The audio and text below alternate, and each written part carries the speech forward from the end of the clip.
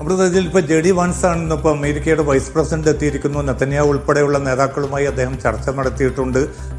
ഇതിൽ ഏറ്റവും പ്രധാനമായിട്ട് അമേരിക്ക മുന്നോട്ട് വെച്ചിരിക്കുന്നത് ഈ വെടിനിർത്തൽ കരാർ ട്രംപ് മുന്നോട്ട് വെച്ച 20 ദിന പദ്ധതിയുടെ ഭാഗമായിട്ടാണ്. ഇതിൻ്റെ ആദ്യഘട്ടം മാത്രമാണ് ഇപ്പോൾ നിലവിൽ വന്നിരിക്കുന്നത്. തിരിച്ചടികളും പ്രശ്നങ്ങളും ഒക്കെ ഉണ്ട് എങ്കിൽ പോലും ഈ കരാറുമായിട്ട് മുന്നോട്ട് പോകണമെന്നാണ് അമേരിക്ക ആഗ്രഹിക്കുന്നത്. അതുകൊണ്ട് തന്നെ എല്ലാം പെട്ടെന്ന് പരിഹരിക്കുക എളുപ്പമില്ല. ഇതിൽ ഏറ്റവും പ്രധാനമായിട്ട് ഇപ്പോൾ ഇസ്രായേലിൻ്റെ ഭാഗത്തു നിന്ന് വന്നിരിക്കുന്ന ആവശ്യം എന്നത് ഈ ബന്ദികളുടെ മൃതദേഹങ്ങൾ പൂർണ്ണമായിട്ടും കൈമാറണമെന്നാണ്. പക്ഷേ ഇത് അത്ര എളുപ്പമല്ല, കുറെ കൂടി സങ്കീർണമായിട്ടുള്ളൊരു ഘട്ടമാണ്. അതുകൊണ്ട് ഘട്ടം ഘട്ടമായി മാത്രമേ ഈ ബന്ദികളുടെ മൃതദേഹം ലഭ്യമാക്കാൻ സാധിക്കൂ എന്ന് ഇസ്രായേൽ നേതൃത്വത്തോട് ഇന്ന് അമേരിക്കൻ വൈസ് പ്രസിഡന്റ് തന്നെ വ്യക്തമാക്കിയിട്ടുണ്ട്. കാരണം ഇന്ന് രാത്രി ഈ 2 മൃതദേഹങ്ങൾ കൂടി കൈമാറാമെന്ന് ഹമാസ് അറിയിച്ചിട്ടുണ്ട്. കാരണം ഇസ്രായേൽ സൈനിക നേതൃത്വം പൂർണ്ണമായിട്ടും ആ പ്രദേശം ഇടിച്ച് നിരപ്പാക്കിയ ഒരു സാഹചര്യമാണുള്ളത്.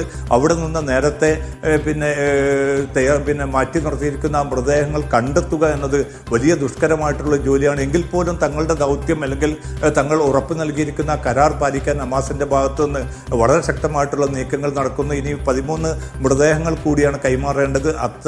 അത് വളരെ പെട്ടെന്ന് തന്നെ തങ്ങൾ കൈമാറുമെന്നും കൂടി ഹമാസ് അറിയിച്ചിട്ടുണ്ട്. 20 ബന്ദികളെയും കൈമാറിക്കഴിഞ്ഞു. ഈ 28 മൃതദേഹങ്ങളും ഒട്ടും സമയം വൈകാതെ തന്നെ തങ്ങൾ എത്രയും പെട്ടെന്ന് അവ കൈമാറുമെന്ന് ഹമാസ് പറയുന്നു. പക്ഷെ അതൊക്കെ ഉണ്ടായിട്ട് പോലും ഇപ്പോൾ പോലും അമേരിക്കൻ പ്രസിഡന്റ് ട്രംപ് ഉൾപ്പെടെയുള്ളവർ ഹമാസിനെ കുറ്റപ്പെടുത്തുകയാണ്. ഇന്നിപ്പോൾ 2 സൈനികർക്ക് ഗുരുതരമായിട്ട് പരിക്കേറ്റിട്ടുണ്ട് ഗസയിൽ. അത് ഹമാസിൻ്റെ ഭാഗത്തു നിന്നുള്ള ആക്രമണം കൊണ്ടല്ല, അവരുടെ തന്നെ സ്ഫോടക വസ്തുക്കൾ പൊട്ടിത്തെറിച്ചുകൊണ്ട്, അതായത് ഇസ്രായേൽ സൈനിക സാന്നിധ്യമുള്ള അതേ സ്ഥലത്ത് തന്നെയാണ് ഈ ആക്രമണം ഉണ്ടായിരിക്കുന്നത്. അത് ഈ പൊട്ടിത്തെറി മൂലമാണ് ഈ 2 സൈനികർക്ക് പരിക്കേറ്റത്. പക്ഷേ ഇത്തരം സംഭവങ്ങൾ പോലും ഹമാസിൻ്റെ ആക്രമണമായിട്ട് ചിത്രീകരിക്കുക, എന്നിട്ട് ഈ വെടിനിർത്തൽ കരാറിനെ അട്ടിമറിക്കാനുള്ള വളരെ ആസൂത്രിതമായിട്ടുള്ള ഒരു നീക്കമാണ് നെതന്യാഹുവും അതോടൊപ്പം തന്നെ സൈനിക നേതൃത്വവും കൈക്കൊള്ളുന്നത്. അതാണ് നിലവിലുള്ള ഒരു പ്രതിസന്ധിക്ക് കാരണം. നേരത്തെ നമ്മൾ സൂചിപ്പിച്ചതുപോലെ കെയ്റോയിൽ ഹമാസിന് മുമ്പാകെ നിരവധി നിർദ്ദേശങ്ങൾ മധ്യസ്ഥ രാജ്യങ്ങൾ മുന്നോട്ട് വെച്ചിട്ടുണ്ട്. അതിലേറ്റവും പ്രധാനമെന്നത് ഒരു ബദൽ മന്ത്രിസഭ രൂപപ്പെടുകയാണെങ്കിൽ അതിലേക്കുള്ള നോമിനികൾ ആരൊക്കെ ആയിരിക്കണം, അതിലെ അംഗങ്ങൾ ആരായിരിക്കണം എന്നത് സംബന്ധിച്ച 40 ടെക്നോക്രാറ്റുകളുടെ പട്ടിക മധ്യസ്ഥ രാജ്യങ്ങൾ ഹമാസിന് കൈമാറിയിട്ടുണ്ട്. ഹമാസ് അതിൽ 15 പേരെ തിരഞ്ഞെടുക്കണമെന്ന നിർദ്ദേശമാണ് മുന്നോട്ട് വെച്ചിരിക്കുന്നത്. ഇസ്രായേലിൻ്റെ ഭാഗത്തുനിന്നുകൂടി അത് സ്വീകാര്യമാണ് എങ്കിൽ ഫലസ്തീൻ ടെക്നോക്രാറ്റുകൾ ഉൾപ്പെടെയുള്ള ഒരു ഭരണ സംവിധാനം വരും. അതിൻ്റെ കീഴിലായിരിക്കും. അതോടൊപ്പം തന്നെ ഒരു അന്തർദേശീയ സുരക്ഷാ സംവിധാനം രൂപപ്പെടുത്തേണ്ടതുണ്ട്. പക്ഷേ വിദേശ സൈന്യത്തെ ഒരു നിലക്കും ഗസയിൽ കാലുകുത്താൻ അനുവദിക്കുകയില്ല എന്ന പ്രഖ്യാപിത നിലപാടിൽ തന്നെ ഹമാസ് ഉറച്ചു നിൽക്കുകയാണ്. ഇതുമായി ബന്ധപ്പെട്ട ചില സങ്കീർണമായിട്ടുള്ള പ്രശ്നങ്ങളുണ്ട്. അതോടൊപ്പം തന്നെ ഹമാസിനെ നിരായുധീകരിക്കുകയാണെങ്കിൽ അതിനു മുമ്പ് തന്നെ ഒരു ശക്തമായിട്ടുള്ള സൈനിക സാന്നിധ്യം അവിടെ വേണ്ടതുണ്ട്.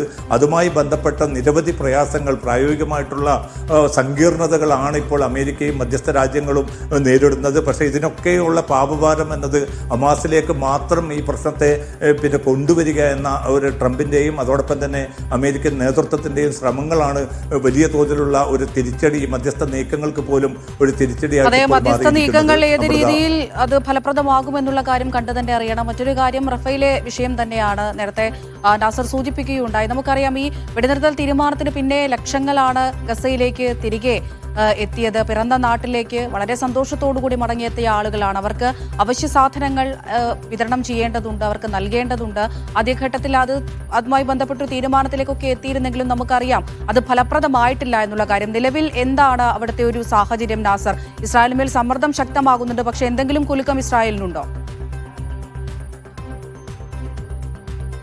അപ്പോൾ ഇതിൽ UN നേതൃത്വത്തിൻ്റെ UN ഏജൻസികളുടെ ഭാഗത്തു നിന്നുള്ള പ്രതികരണം വന്നിരിക്കുന്നത് വളരെ ദുരിതപൂർണമായിട്ടുള്ള ഗുരുതരമായിട്ടുള്ള ഒരു പട്ടിണിയുടെ അതേ സാഹചര്യം തന്നെയാണ് ഗസയിൽ ഉടനീളം ഇപ്പോൾ തുടർന്നുകൊണ്ടിരിക്കുന്നത്. കാരണം വടക്കൻ ഗസയിലേക്ക് തിരിച്ചെത്തിയ മനുഷ്യർക്ക് ഒരു നേരത്തെ ഭക്ഷണം പോലും നൽകാൻ തങ്ങൾക്ക് സാധിക്കാത്തതിൻ്റെ സങ്കടവും അതോടൊപ്പം തന്നെ അവരുടെ ഹൃദയ വേദനയുമാണ് മിക്ക ഏജൻസികളുടെ നേതൃത്വത്തിലുള്ളവരും പങ്കുവെച്ചു കൊണ്ടിരിക്കുന്നത്. എത്രയും പെട്ടെന്ന് ഈ മനുഷ്യർക്ക് ഒരു നേരത്തെ ഭക്ഷണമെങ്കിലും എത്തിക്കാനുള്ള സംവിധാനം ഏർപ്പെടുത്തണം. കാരണം ഈ കരാറിൽ പറഞ്ഞത് പ്രകാരം, ഞാൻ നേരത്തെ സൂചിപ്പിച്ച പ്രകാരം, നിത്യം 600 ട്രക്കുകൾക്ക് പകരം ഇത്രയും ദിവസങ്ങളായിട്ട് പോലും വളരെ പരിമിതമായിട്ടുള്ള സ്വഭാവത്തിലുള്ള ട്രക്കുകൾ മാത്രമാണ് നൽകുന്നത്. അതോടൊപ്പം തന്നെ ഭക്ഷണം, മരുന്ന്, അടിസ്ഥാന സൗകര്യങ്ങൾ, കാരണം ആശുപത്രികൾ പൂർണ്ണമായിട്ടും തകർക്കപ്പെട്ട ഒരു സാഹചര്യം, അടിസ്ഥാന സൗകര്യങ്ങൾ, പ്രധാനമായിട്ട് കുടിവെള്ള വിതരണം പൂർണ്ണമായിട്ടും നിലയ്ക്കപ്പെട്ട ഒരു സാഹചര്യം ഗസ സിറ്റിയിലും വടക്കൻ ഗസയുടെ പല ഭാഗങ്ങളിലും നിലനിൽക്കുന്നുണ്ട്. ഇതിനൊന്നും ഒരു പരിഹാരം ഉണ്ടാവുന്നില്ല. പുറമെ നിന്നുള്ള വിദഗ്ധ സംഘങ്ങൾ, തുർക്കിയുടെ ഭാഗത്തു നിന്നുള്ള സംഘങ്ങളൊക്കെയും ഗസയിലേക്ക് വരാനും ഇത്തരം നിർമ്മാണ പ്രവർത്തനങ്ങൾ താൽക്കാലിക അടിസ്ഥാനത്തിലെങ്കിലും മുന്നോട്ട് കൊണ്ടുപോകാനും സന്നദ്ധത അറിയിച്ചതാണ്. പക്ഷെ അത്തരം സംഘങ്ങൾക്കൊക്കെയും വിലക്ക് ഏർപ്പെടുത്തുന്ന ഒരു സ്ഥിതിയിലാണ് ഇപ്പോൾ കാര്യങ്ങൾ മുന്നോട്ട് പോകുന്നത്. അതായത് ഇസ്രായേൽ എന്തു തീരുമാനിക്കുന്നു അത് മാത്രം നടക്കുക, കരാറിൽ പറഞ്ഞ കാര്യങ്ങൾ നടപ്പാക്കാൻ, അത് പ്രയോഗതലത്തിൽ കൊണ്ടുവരാനുള്ള ഒരു ആത്മാർത്ഥമായിട്ടുള്ള നീക്കവും മധ്യസ്ഥ രാജ്യങ്ങളുടെ ഭാഗത്തുനിന്ന്, പ്രധാനമായിട്ടും അമേരിക്കയുടെ ഭാഗത്തുനിന്നും ഉണ്ടാവുന്നില്ല. അതുകൊണ്ട് തന്നെ ഈ വെടിനിർത്തൽ മുന്നോട്ട് പോകണമെങ്കിൽ ഈ പറഞ്ഞിരിക്കുന്ന ഹമാസിലേക്ക് മാത്രം ഈ പ്രശ്നങ്ങൾ ചുരുക്കി കെട്ടുന്ന ഒരു സാഹചര്യമുണ്ട്. അതിനെ മറികടന്നുകൊണ്ട് ഈ ഫലസ്തീൻ ജനതയുടെ അടിസ്ഥാന പ്രശ്നങ്ങൾ കൂടി പരിഹരിക്കാനുള്ള നീക്കം ഉണ്ടാകണമെന്നാണ് തുർക്കി ഉൾപ്പെടെയുള്ള രാഷ്ട്രങ്ങൾ ആവശ്യപ്പെട്ടുകൊണ്ടിരിക്കുന്നത്. അമൃത. ശരി, MC നാസറാണ് വിശദമായ വിവരങ്ങൾ നൽകിയത്.